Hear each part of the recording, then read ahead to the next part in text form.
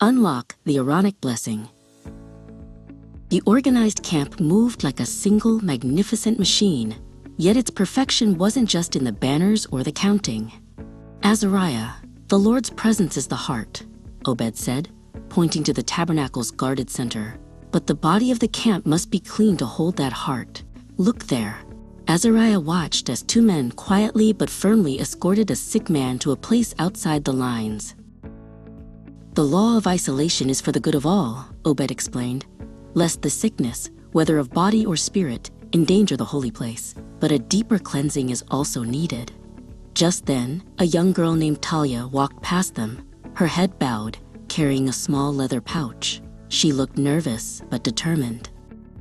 She goes to the priest to confess a wrongdoing, Obed murmured. If a person steals or lies, they must confess it openly. They must restore what was taken and add a fifth part to it. Why so much, my son? To show that restitution is more than simple repayment, father. It is a sacrifice to heal the rift, Azariah replied, recalling his earlier lessons on atonement. The laws of the camp taught them that God's presence demanded truth and generosity. To receive blessing, they had to deal with their inner sin first.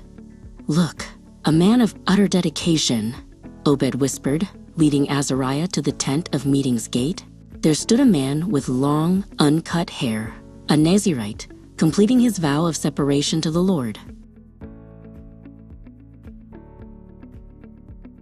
The Nazirite had willingly given up wine, the cutting of his hair, and even touching the dead, a total focus on God. His vow had an end, but the lesson of his vow was for everyone. We are all called to be set apart in some way, Azariah. That separation is the first lock to the blessing. The Nazirite's hair was being shorn and burned on the altar. The next day, the entire camp gathered, not for war, but for a sacred pronouncement. Aaron, the high priest, and his sons stood before the people, their vestments shining. Azariah and Talia stood shoulder to shoulder, waiting. The air grew still. Aaron raised his hands, his voice carrying the sacred, majestic words, "The Lord bless you and keep you. The Lord make his face shine upon you and be gracious to you. The Lord lift up his countenance upon you and give you peace." This was the Aaronic blessing, the power of God's own heart poured out onto his people. That blessing is the key, Obed said, his voice full of awe.